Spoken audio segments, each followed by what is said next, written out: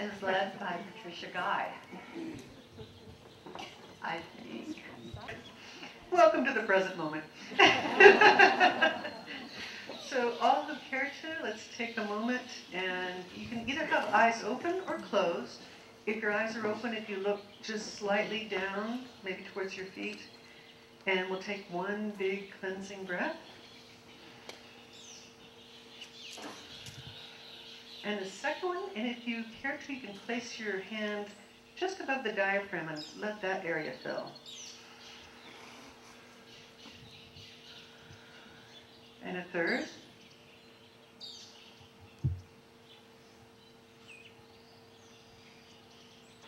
Now I'm going to ask you to place your attention on the physical body. We're going to start with placing attention on the feet, ankles, calves, knees, thighs, the abdomen and everything contained within the abdomen,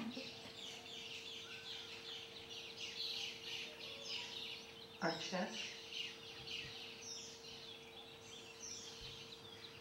arms, forearms, hands, throat, head. And now we're going to place our attention on the space about 2 inches outside the body. This is the area in which you can feel maybe the heat of the person sitting next to you.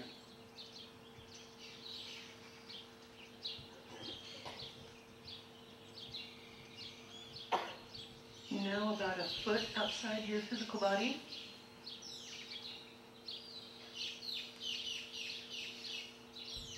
Now place your attention on the space of this entire garden.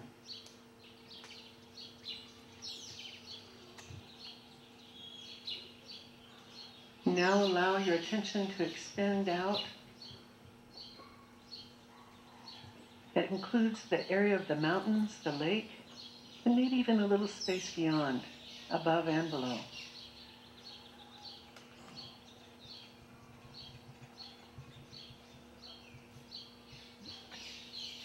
And now we bring that attention back to our body one step at a time. The entire lake region, back to the garden, back to about a foot out, back to about 2 inches above the space of our body, and bring this attention back to the very center of your chest, the heart area. Take another deep breath. And as your eyes open, place your attention on your hands as they are now. And this will bring us back to this moment. Thank you.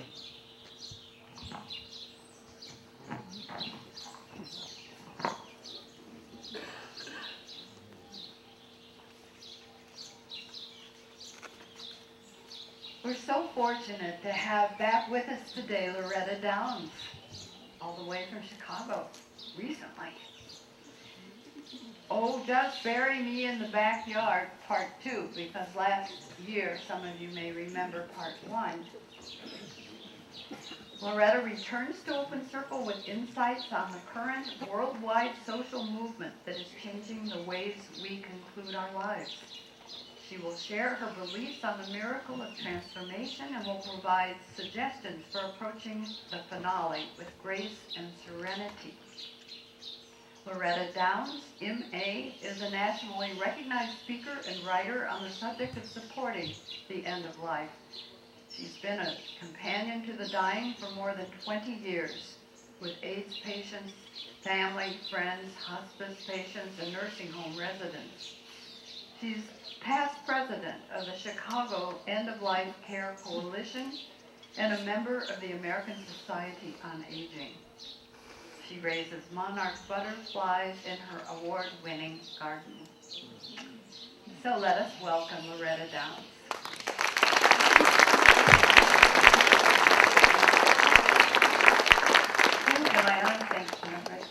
Thanks, Jim, for having me again, and all the many people that I needed help from to get here today, I tell you.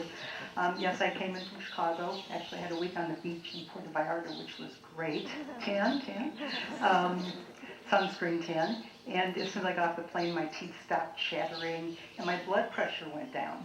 You know. And I just love being, it's my fourth winter. I'm more aware, I speak to a lot of groups, and I'm more aware when I'm facing this group than I am with many of how many happy-looking and healthy-looking people I'm standing in front of. I mean, you are the Olympians of aging. You know, those of us who get out of Dodge and live our lives the way we choose to live our lives and make some very big choices to transform everything we thought we wanted for our futures, right? Look at how many places we've come from. So being here is really amazing. And since I was here last year, something very big happened in my life.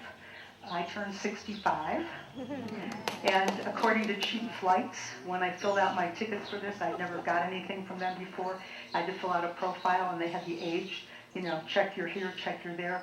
Well, the last checkbox was 65. There wasn't anything else. So I figure, according to Cheap Flights, which is an oxymoron, that I'm officially old. So here I am. I'm so happy to be there. Be old. It feels good. You know, I didn't get here easily, right? We walked a lot of miles to get here.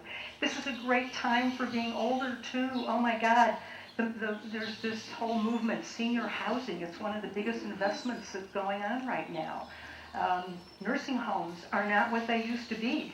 They're really creating wonderful communities of support in long-term care. I work with a lot of long-term care businesses, and the chrysalis room that I've talked about having in long-term care facilities, they're putting them in so people can keep vigil with loved ones at the end of life and they don't have to go to the hospital. There are wonderful things happening for us, and it includes the end of life. And I know this is an uncomfortable subject. There are a lot of things. I could talk about sex more easily and we wouldn't be as embarrassed. But death, whoa. Or like Woody Allen said, I know I'm going to die. I just don't want to be there when it happens. And besides the jokes Margaret found, there aren't a lot of death jokes.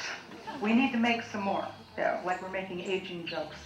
And so there's an enormous international social movement going on, very much like the birth movement 50 years ago, to transform the way we are experiencing the end of our lives.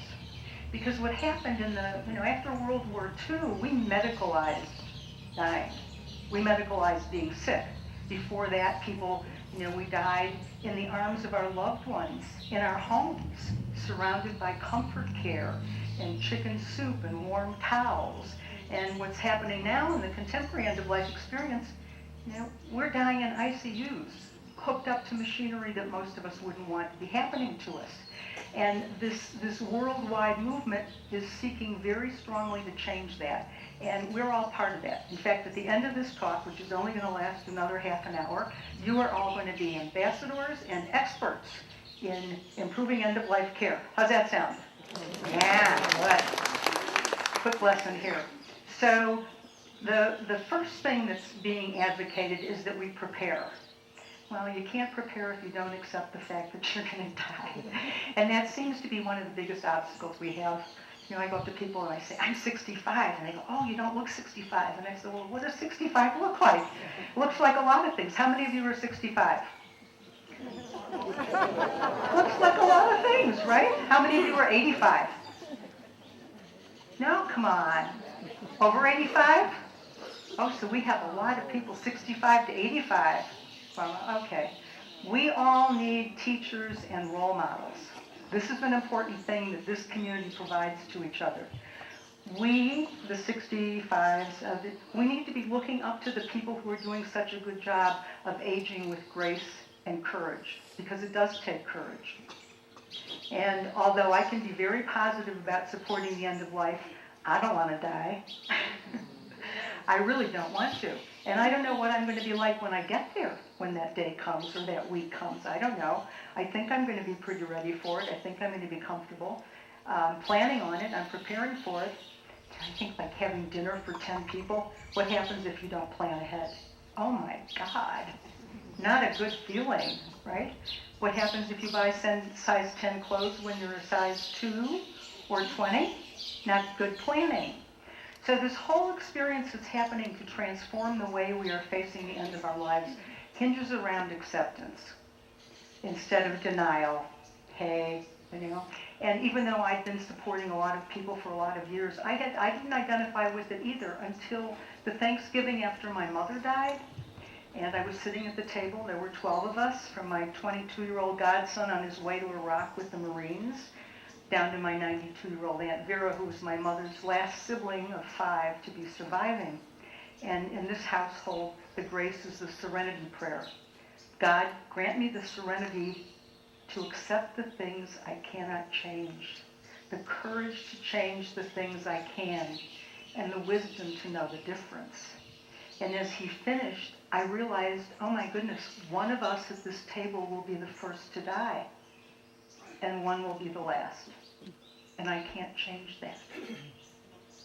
And then I realized I could be either first or last. There was nothing to stop that, you know. It happens. It's a little roulette game, right? And I started getting very, very uncomfortable, and the food came in front of me. And I thought, oh, come back into the present moment, like our meditation this morning. And I ate what was in front of me and let it go. But driving home, oh my gosh. You know, there's now the highways all have these signs, how many deaths in Illinois this year. And every time there was like 10 more. And I thought it could be me. And what would happen to my loved ones if that happened? And I hadn't made any preparations. And worse, what if I didn't die? What if I were just badly injured and in life support somewhere? So that brought it up to here like, okay, if I can accept this, I can do something about it. Isn't that amazing? Because if we don't accept something, we can't do anything about it. So this is one of 7 practices I want to share with you today. And I didn't make these up. I've had a lot of teachers, and most of my teachers are dead. It's a great way to learn how to live. In fact, Socrates said that. When you learn how to die, you will learn how to live. And it's very true. How many of you have lost someone you love in the past year? In the past 2 years? How many of you think you're going to lose somebody you love this year? I know I will. Yeah.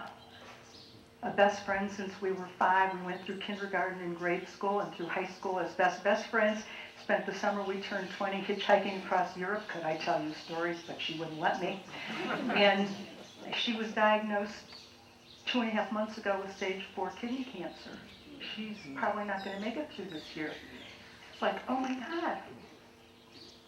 How am I going to handle that? What am I going to learn from it? So this acceptance is something we need to take advantage when we have opportunity to, because it takes us to the next step, which is being able to prepare and plan. And right now there's an enormous amount of activity on advanced healthcare planning. In fact, you won't believe this, but in 2008, the country of Mexico, 2009, established a protocol, a plan for healthcare directives, healthcare procedures. And as of this December, they have established a law that's requiring hospitals to offer palliative care to people who are known to be dying in 6 months or less, and to encourage people to be able to get this care at home. This is huge, huge. And also to provide appropriate medications, and part of the procedures is to teach healthcare professionals to provide palliative care. That is enormous, because it's not what's happening. When we medicalize the end of life, we came up with this long list of treatments that we could get that are there. And you know, when we're not ready and someone says, oh, this isn't working, we can fix it with this. And in the part of preparing ahead with advanced care directives, there's, of course, you need to do some legal stuff with your financial things. You know, we all have stories of people who died without having their business things in order and how complicated it got for their families. But it's even more complicated with health care directives, because most of us at the end of our lives aren't communicating clearly or well or at all. I mean, 90% of the people who get to an ICU are not communicating, and their families are asked by the doctors, well, what do you want us to do? Have any of you been in that situation? Yeah, horrible. Families who have been surrogate decision makers on end-of-life decisions report it being like they have post-traumatic stress syndrome. It's the hardest thing they ever did. It was traumatic. We can avoid that for our loved ones. And there are all kinds of forms. I'm going to give you, there's a handout for later that will have information where you can find all this, and at the end of the talk I'll give you more details on that. But planning ahead is so important because, first of all, we're all very autonomous people, right? We're making decisions for ourselves. That's what this is all about. And being here, I'm taking up and leaving. It always amazes me how many, kids leave home, but when the parents leave home, it's like scandalous, right? Your parents left you? That doesn't happen. I don't have kids. I watched my big sister and brother have kids, and I thought, whoa, that looks scary. I think I'll just borrow other people's kids. They're very successful. So, this whole transformation and end of life is very much like the old birth movement was. Today, parents have all kinds of choices in birth. I mean, they can have home births. They can have doulas and midwives and water births. And hospitals provide these amazingly beautiful suites for delivery now. And that's what we want to see happening at the end of our lives. We want to have that kind of support like we do for birth, including planning ahead for it. And there are all kinds of advanced directives. This is my favorite one. Have any of you seen the 5 wishes? Okay, you get it online. Because it asks you things that you might not consider. And most importantly, we need to normalize death and dying. Yeah. When I was 10 years old, my Uncle Louie and Aunt Andrea retired to Hot Springs, Arkansas, which used to be the Ajijic of America. And we went to visit them, and I remember him driving us through town, and he said, well, this is our grocery store, and this is our dry cleaners, and this is where we're going to be waked, and this is where we're going to be buried. It was normal. We don't talk about that. And you know what happens to us? We're sick for a long time, and then when we die, our kids say, oh my God, he died suddenly after a long illness. What is that? In fact, the average 65-year-old takes 5 prescription drugs. We are able to live through so many things that used to kill our grandparents quickly. We are so lucky. It's true, 5 prescription drugs. It's like a passage. Medicare, prescription drug plan. It's a good thing. So the 5 wishes. Who do you want to speak for you if you can't speak for yourself? Important relationship. I thought my sister would be the person to ask. So I said to her, I'm preparing this, would you do that? And she said, oh, Loretta, you're my baby sister. I don't want you to ever die. I said, you can't be my power of attorney, because that's not how this works. I need somebody who's going to stand up to the doctors and who's going to say she didn't want this, she does want that. And right now there's the opportunity. We all have this. We can say no to any medical treatment, or we can limit it. Well, let's give it a try and see how it works. Like dialysis, there's a perfect one. Let's talk about that. You gotta have dialysis. Of course you can have dialysis. Oh, this doesn't feel good, doesn't work. I think I'm going to stop it. And your family is going to go bonkers. Say, what do you mean you can't do that? And then you stop, and you get support, and your family gets on your side, and it's your choice. But if we're not talking about these things, no one's prepared, and none of the people who love you want you to die. I don't want you to go across the street sometimes. Stay right there with me. So if we're not talking about this, if we're not preparing our loved ones, we're not helping ourselves, and we're certainly not helping them. My dad used to say, oh, just bury me in the backyard when the subject of dying came up. That's where I got the title. Thanks, Dad. Yeah, how many of you heard something like that? Put me in the trash. Yeah, right. Well, when my dad died, you know what? He suffered much more, and so did we, because we'd never talked about it. If he had said, and we had Uncle Louie's funeral, let's sit down and talk about this. One day I have to leave you. I better leave you before you leave me. How many of you have lost children here? Yeah. Not the way we anticipate life to work. And that's not something you can prepare, but you can prepare your children and your loved ones for your own departure. Like when you left from wherever you left to come here, and when you leave and go back. Yes, preparation. The second thing, the kind of medical treatment you want or don't want. How comfortable you want to be. Did you ever think about that? I've written in mine, I want socks on my feet. Keep my glasses on my face. No television on anywhere near me. Only classical music. No rock and roll. I say. I am old. And how I want people to treat me. I really don't mind if you say the rosary around me, because I know a lot of my people want to say the rosary around me, but I'm not into a lot of praying. That's in writing. I don't want that. I want warm cloths, not cold ones. I would like someone to do my nails and tweeze my chin hairs. I put that all in writing. That's how I want to be.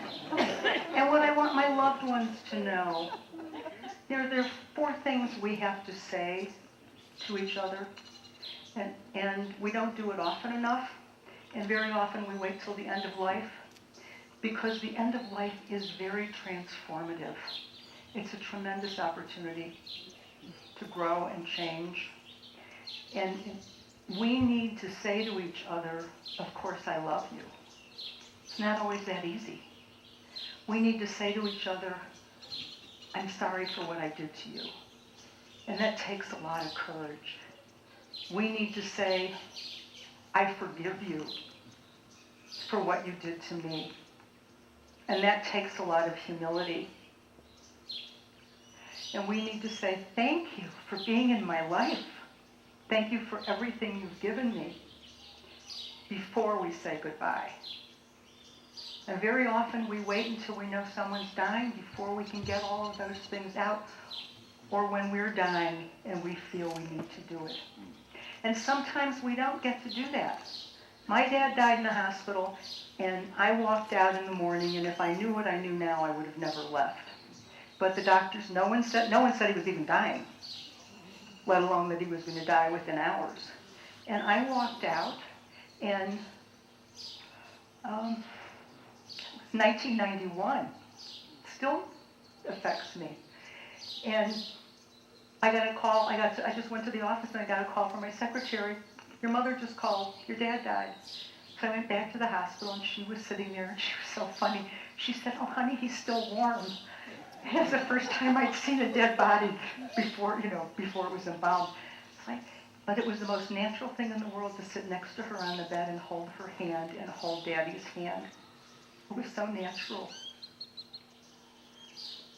We are really interconnected. And in our ferocious effort to be independent people, to be autonomous people, to make all of our own decisions, we are forgetting how connected we are and how connected we need to be. And after you prepare, sharing the journey with people who are dying and who are living sickness in the end of their life is so important. It's a privilege to do that. Where are you going to learn how to die if you're not being with people who are doing it? Yes. I know a lot of doctors who've never seen someone dying. They tinker, they fix, like there's something broken. Dying isn't broken. In fact, it's an incredible opening. They tinker, they fix, and they leave us, many of them. Being a companion to somebody, serving. And this community has a unique setup here. You are so interconnected. First of all, you have nature, which humans need so desperately to really be human and to be feeling alive. God, I feel alive here. How do I feel alive? I feel really alive. That's why you're here, right? Duh. And not wherever we started. There is an interconnectedness in this community that needs to be tapped into. The idea of serving each other, of companioning each other, of being present for each other is so available here.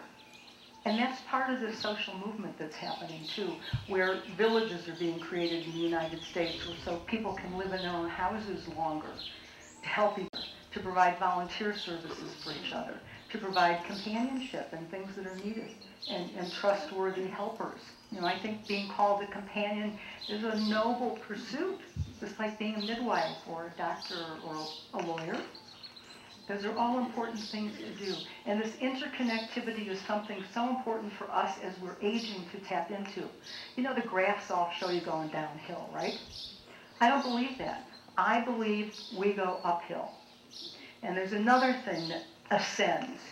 Margaret said I raise monarch butterflies. Has anyone ever done that? Raise monarch? They're doing it in schools now. You know, they're in trouble, the monarchs. We need to plant milkweed. Tell your friends up north, plant milkweed. Well, I raise them in my kitchen in boxes, and they start out as little bitty eggs, like everything seems to, seed egg, and then they grow into, they eat the milkweed leaves, and they grow into these big chubby caterpillars in about 10 days, and one day they stop eating, like everything does before it dies. Stops eating. The caterpillar stops eating, and it looks for a place to be comfortable, you know? And it finds outside in nature under a leaf. In my house, it's in a big bug box, and it'll hang there upside down for a day and a half, like programmed. And the skin behind its head splits and starts to move up its body, and the caterpillar is dying. The little skin's going up to the top, and what you're starting to see is the chrysalis emerging, and it's transforming into another form, and eventually the skin falls off and it stops shaking around. It knows it's free of its caterpillar skin. And for another 10 days, it looks like nothing's happening in this little chrysalis. But inside, the transformation to the butterfly is happening. You think nothing's going on. It's kind of like us too. And you know, when you're on your deathbed and you're just still and quiet and everybody around you's not knowing what to do, and some of them know to sit down and do nothing but hold your hand or wipe your brow or moisten your mouth. You're in this chrysalis state, trying to change. And one morning, it always happens in the morning with the butterflies, the little door opens on the chrysalis and emerges this tiny little wrinkled winged butterfly with a big body, and it pumps fluid out of its body and the wings pull out like this. And it dries for a few hours, and I take it outside and I'll go on my finger like a bird. And kind of get used to what its new form is. And then it flies up. And I look at that and I try to think about this. What could that first flight feel like? Just a little while before it was in this chrysalis. And it's the caterpillar. It's the same thing, you know, like us. We're babies. We're teenagers. We're old people, you know, and we're changing. And I think that's what death feels like. If there is a feeling to death, I think it's that kind of first flight. And I meditate on this. I think about one day I'm going to die, and I'm going to stretch my wings and fly.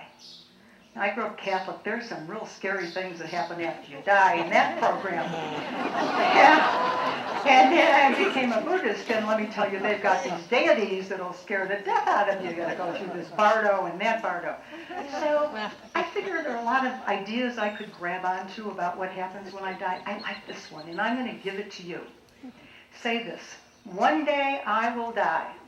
One day I will die. And I will stretch my wings and fly. And I will stretch my wings and fly. We will. And in this room, one of us will be the first and one will be the last. And the one who's the last needs to develop different skills than the one who's the first. Because those of us who are the last, like many people, my mom was 94. She let a lot of people go. We need different skills. We need to be able to serve the people we love and to help them and their loved ones letting go, because that's another practice. Letting go. Oh my goodness. Hard thing to do, right? How about your closets and your drawers? and your garages. Huh? Talk about not letting go of something. Not letting go. That's where you start practicing. Because one day, there's that letting go. I can hardly see without my glasses. As of this year, it's like scary.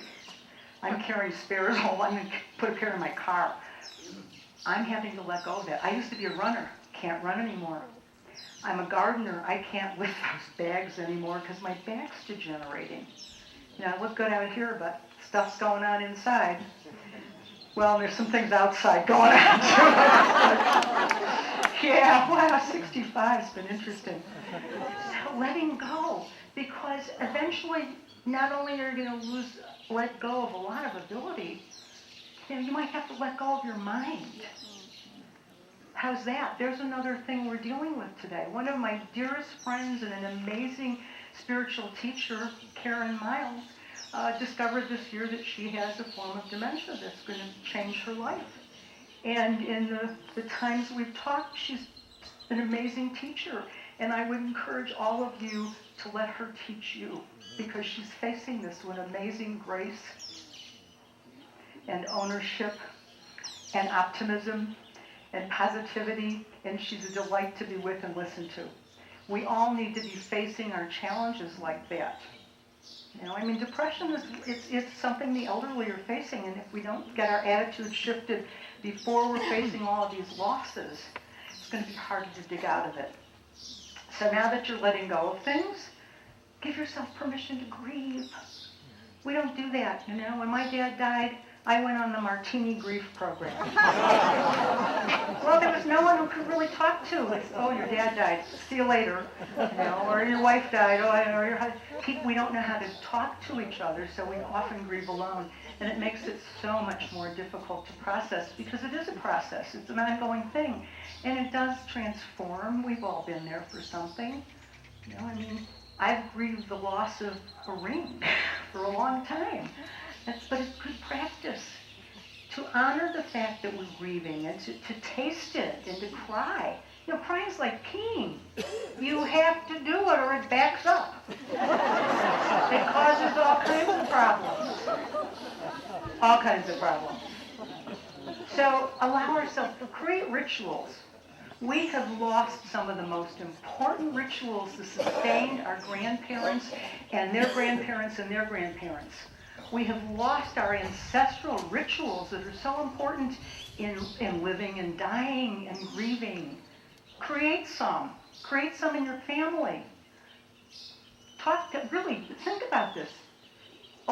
You know, I was talking about the going up thing, going down. I think advanced age is an opportunity for us to ascend, to develop the spiritual sense of who we are and who we are in the world, and we really get better while our bodies are not getting better. But that's I just don't like that downward spiral, that thing. Ugh. No, it's definitely up. I want you to grab onto that, because we have power. There are a lot of us now, and I've never been this close to death as I am today. I don't know when it's going to happen, but I've never been 65 and a half before, and I'm certainly closer to whatever the end of my life is coming. I'm not dwelling on that, but I'm living better than I've ever lived. And I'm not sweating the small stuff anymore, really. When you think about how much time you may not have, you know, what's important today? So when you're done with it blew away. Okay, out of my head.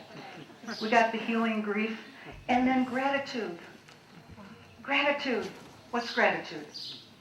Thankfulness. Huh? Well, they're doing scientific studies that somebody's paying for on gratitude and thankfulness. And guess what? People who practice gratitude, write it down every day, once a day. Oh, I'm grateful for this today. Wake up. Oh, I'm grateful. I'm breathing today. I'm on my feet. My back doesn't hurt. Grateful that I have all the people here that were willing to help me, who helped me be here today. People who practice gratitude are healthier and happier, and they live longer, period, no matter what condition you're in. And that's really important. You know, and this movement that's happening around the world, it's taking palliative care which is a pretty new subspecialty in medicine. It's taking it on this escalating path. And that's part of the hospice. You know what hospice is actually? Aggressive palliative care versus aggressive medical care. I have a friend, she's 91, she's been my second mother since I was 14. She's been in an ICU for 8 weeks. And she didn't need ICU treatment. Somehow her family, her got a son-in-law that's a doctor, has arranged this to happen. She ought to be at home with hospice. She's got a daughter who's been living at the hospital. She's actually been in the hospital 7 of the last 6 months. That's crazy. You know how that's like $1 million. I don't even talk about money, but I'm going to now. We're spending 25% of our healthcare dollars in the last year of life for people. That's really doesn't make sense. We can't justify that. We have to have a better social sense of responsibility for that. We need stuff in school. Schools need computers. Kids need food. You know, I mean, we've really got to be looking at the balance of this. And this worldwide social movement has taken another step. There are options now beyond palliative care and hospice. 5 states have legalized physician aid in dying, where a doctor won't be prosecuted for writing a prescription that a person can take themselves. That's Montana, Arizona, New Mexico, Oregon, Montana, Vermont, and New Mexico. And there are a lot of legislatures looking at these laws, and the overwhelming majority of people think they should be legal, where doctors don't get prosecuted. Terminal sedation. It's legal in every state. Tricky, you've got to have a good relationship with your doctor, the hospice. But also, there's a huge euthanasia movement going on now. That's never happened before, because we've identified enormous suffering at the end of life, and a lot of it can be diverted. We prepare, we plan, we talk to our loved ones, and we look at quality of death as a piece of our quality of life. Right? Now, you are all enjoying an amazing life now. I am. I mean, sometimes I am so overwhelmed with how good my life is. Oh, it's true though. And being here, surrounded by people, you make friends here, right? You can't help it, you make friends here.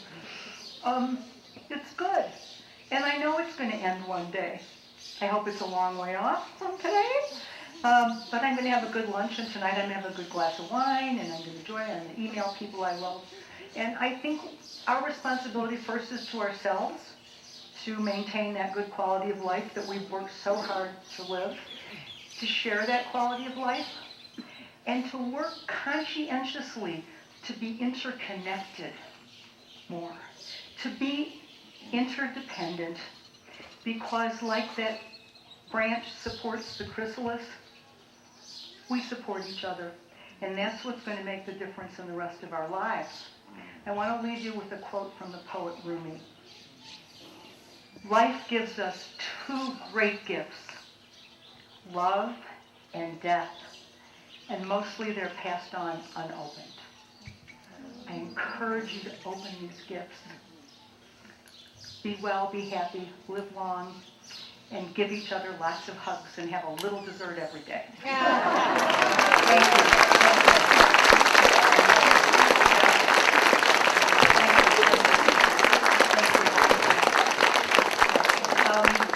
There's a handout around the tree, and on it is a notice of a 4-week Saturday workshop I'm giving, thanks to the invitation by Heart of Awareness, the Buddhist community here, and also references to everything I've talked about, and a little exercise I'd like you to do tonight.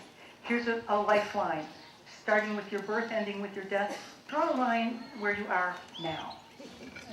Think about that. And this is the Lake Chapala Society. These are the end-of-life documents that they so generously offer to all of us here. And Jim, there's some on Jim's table. They charge 50 pesos to register them, but if you got them today, they will register them for free within the next week. I've done mine. And if we run out, just show them the handouts from today and they'll give you a free copy or a registered copy. Okay, questions? Thank you so much. That was just wonderful. We can't We had to because we're tired. But if you have questions, it's the same routine as is introducing the new people. Raise your hand, somebody will bring you the mic.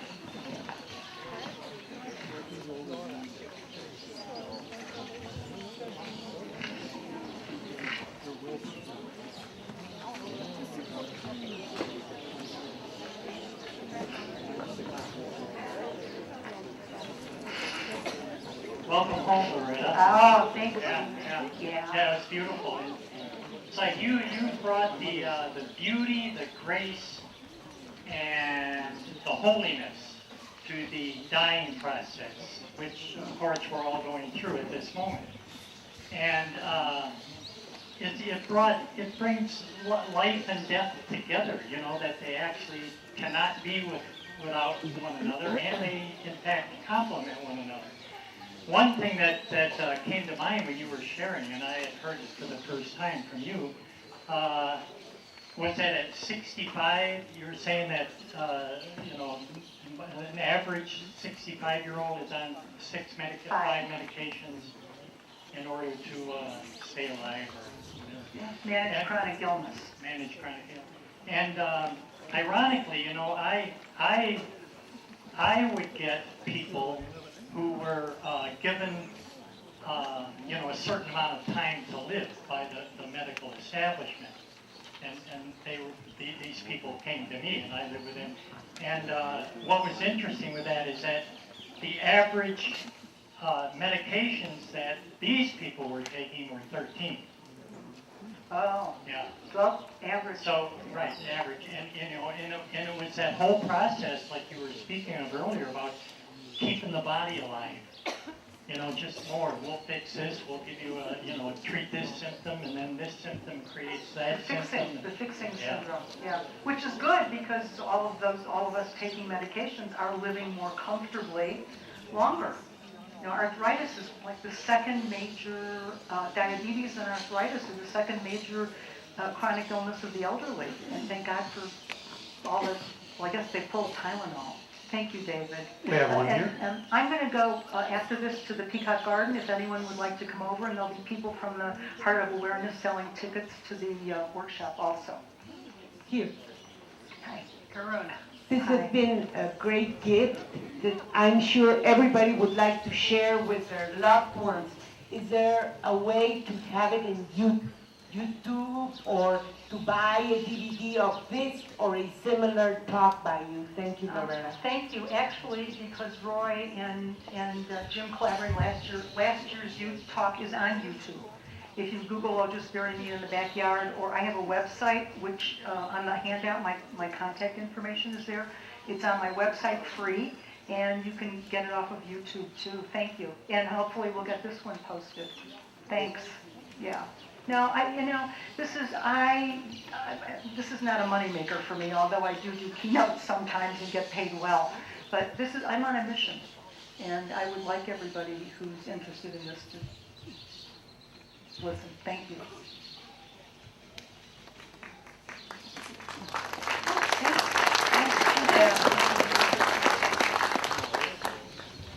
The mic's coming over there.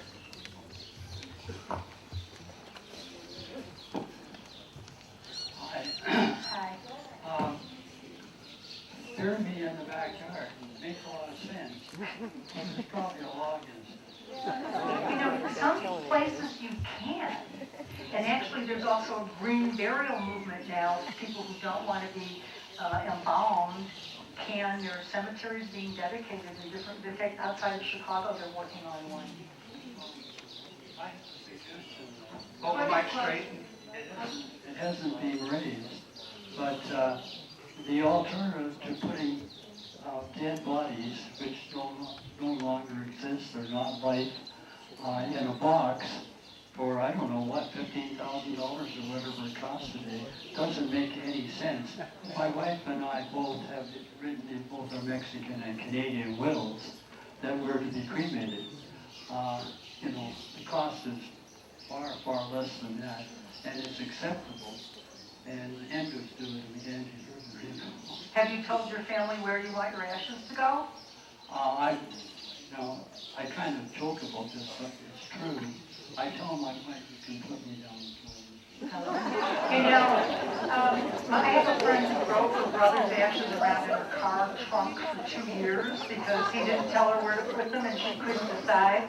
And I'm hearing this from a lot of people, oh, I don't care what they do with me. That's not helpful. Really, give them a little idea. And the plumbing bill would be very costly for that job. Loretta, your title is Bury Me in the Backyard. In my case, that has become an impossibility. We lived on acreage, and one day I'm out with my son, and I said, what do you think of Mom and Dad's huge compost pile? I said, someday you will be putting me in there. He was aghast and stepped back and said, no, Dad, you're not going in there. I said, why? He said, it's against the law. I said, no, it's not against the law, Chris. He says, well, it's against my law, because I'm not going to allow my 2 little daughters to go out in the compost pile and say, we're going to dig up Grandma and Grandma. Right. Plus, it would take you a little longer to decompose than a leaf matter. Yeah. Thank you. I remember that story. I've been living in Mexico almost 20 years, and as far as I know, there are many more no's about dying than you have listed in this paperwork. Now, maybe things have changed. Used to be that doctors had to prolong your life, no matter what it was, no matter how you wanted it to end. They had to keep you alive. They didn't accept power of attorney. A lot of gringos go and get power of attorney from the notarios who make money because they're doing it for you. But I'm not sure that that's allowed now. That's valid. You know, even 10 years ago in the United States, advance directives were not familiar to medical professionals. Doctors would say, what is this? And very often, even now, there are situations where families say, we don't want you to do this, and the doctors say, well, we have to do this. That's changing a lot. It's changing. And it was in the Guadalajara Reporter this week that mentioned, that was a story on the new healthcare procedures for Mexico, requiring palliative care education for healthcare providers, and that patients are required, there is being required that people who are known to be dying within the next 6 months are offered palliative care. Now, some people aren't going to take it because they don't know what it is either. I mean, I have a friend who's been this woman in the ICU for 8 weeks. She's got 3 daughters, and they're all coming from different directions with her care. Never talked about it, and they're my best friends. The oldest girl was with my mother when she kept vigil with me, and she's keeping vigil with her own mom. Her middle sister said to me, don't talk to me about hospice or palliative care. End of that conversation. So I backed off, and the younger sister's going, what, you're torturing mother? What are you doing? You're torturing mother. So now these 3 girls will never have the same relationship again, and their mom's not able to do much in terms of creating some reconciliation, and I can only hope that the longer she stays alive, the more healing they'll be able to get, but I'm afraid they're getting more trouble from it. Do you know about power of attorney? I do. Here. Yes? I do. Yes. Yeah, I got a notario signed here last year because I'm here for a couple months. But you can get it signed, but it doesn't mean that the Mexican government will Talk to her. It's certified. Okay. It's certified, give it to the Hi. I have a much nicer story about ashes to tell you, but before that, I want to say that last year when my husband was 86 and had to have fairly serious surgery at Guadalajara, we went to a notario and got a do not resuscitate, blah, blah, blah, what kind of care at the end, blah, blah, blah, and paid for it. And as far as I'm aware, it wasn't necessary, thank God. But as far as I'm aware, it holds. We also have our arrangements made with the post-life planning here. However, I want to tell you about a nice story about ashes. And I don't believe all this nonsense about you can't control what goes on. My father and mother both had the grace to die very suddenly, and both at home. My mother was with my father when it happened, and I was with my mother when it happened. An aneurysm burst. She was 86. I'm going to live that long. And it was the greatest blessing for me. However, when Mom died and was cremated, as she wanted, no service, there was still Dad's ashes in her closet, 11 years after he died. And I had said to her, Mom, what are you going to do with Dad's ashes? And she said, I don't know. He always said throw them on the scrap heap, but she said, I just don't know. So I said, well, then does that mean that when you die, we kids make the decisions? And she said, yes, and I'm happy with that. And she put it in her post-life papers. You know, everything was done in Canada legally, what she wanted at the end of life, and it included that her children would make these decisions. So then I had Mom and Dad's ashes both in my closet for 6 months because she died in January and it was too cold to do anything. And in the spring, in the summer, I said to my brother, enough, you know, let's do this. So we all went to the cottage, and my brother got out the old diaper pail, set it on the picnic table with his 5-year-old watching.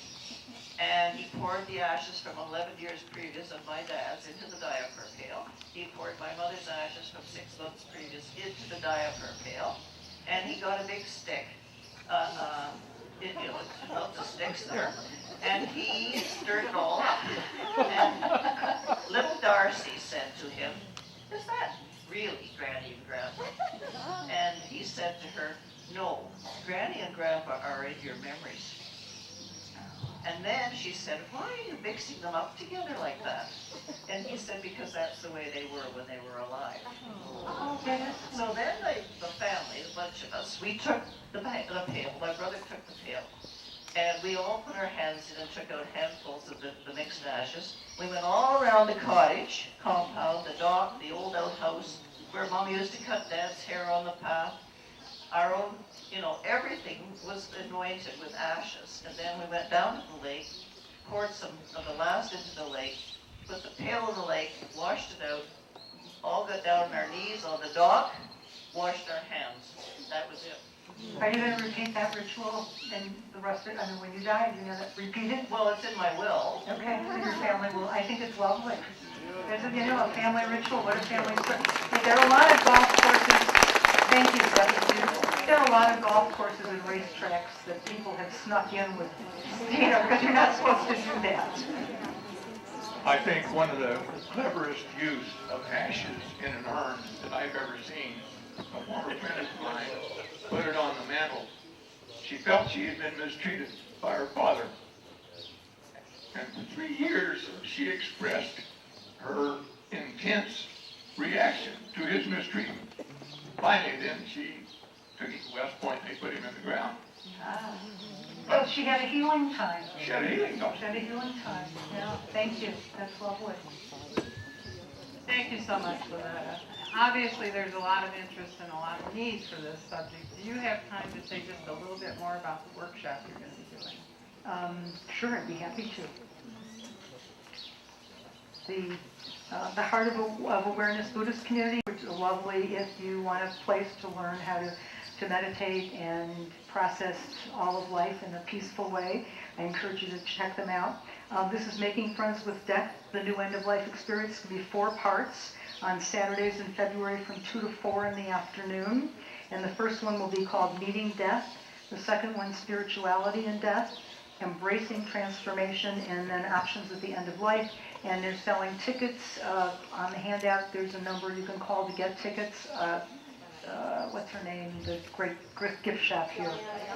Everyone knows Diane Pearl. She's selling them all. So you can come to 1, 2, 3, or all 4. So, and there'll be more of this. I'm going much more depth into it. It'll be participatory. Hope to see you there.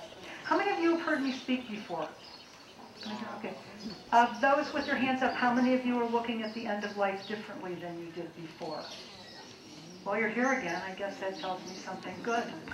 Make it, yeah. I'm voting that we have gentle deaths and not hard ones. Hi. I'm working through this process at the moment. I have a pre-planned plan with a funeral home. I also had bought a plot in the local cemetery where I live. Last week I found out when I went to pay my maintenance fee which you have to pay every month for the cemetery. But my plot didn't exist. It had been sold already when it was sold to me. It had been sold 2 years before, and it was sold again 2 months after I bought it. So in Mexico you have to be of now the current and delegates of that municipality just, pocket with the money. So the current one is trying to sort it all out with Chapala. The other one is, I have no family here, and my landlady is gracious enough to look after myself when I'm done with this life. And she said I needed a power of attorney for her to tend to my family.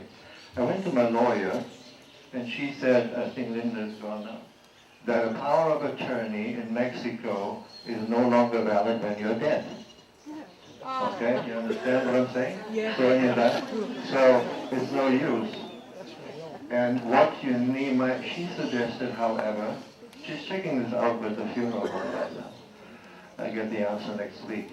She suggested, however, to get what she called a tutor, who at the end may speak for you when you are no longer capable to speak for yourself. When you're still alive. Yeah, when I'm still alive. But as far as I know, at this point, and this is the problem with Mexico, you have laws, and there are lots of rumors about how they are applied. And one of them is that she said, straight out, power of attorney, when you're dead, no longer valid. I'm not an attorney, but I think there are different kinds of powers of attorney, and there's a healthcare power of attorney, which is the one who would speak for you if you were in the hospital. But there are people here who specialize in these issues, and I think it's really important if you're living here that you contact one of them. And the other thing is, you said you don't have any family here. You have a huge family here. This is more family than where I live, in a city with millions of people. And even some of my own family are not as much family as some of my friends. Really. We have time for 2 more. This is first. I wish, could you tell me one more time? Oh, sorry. Could you tell me one more time the website where I can find those 5 wishes that you can write? On the handout I've given you by the tree, okay, it says National Healthcare Decisions Day website. That will provide you with links to the 5 wishes, which is from Aging with Dignity. It was prepared by a man who worked for Mother Teresa for 10 years. And information how to have there's a conversation project, gives you a checklist for how to have conversations with your family. As people tell me, I don't know how to talk to my kids. They get a bottle of wine or order a pizza and sit down and say, you're not going to like this, but we're talking about it. Or your kids don't want to, like, oh, I don't want to talk about it. Or they want to talk to their parents, and the parents don't want to talk about it. We got to be having these conversations, and if you go to National Healthcare Decisions Day, this year is going to be the 8th National Healthcare Decisions Day on April 16th. Why? April 15th is tax day, death and taxes. So there's something, people are having death cafes now, where you gather just to talk about dying, death over dinner, big movement.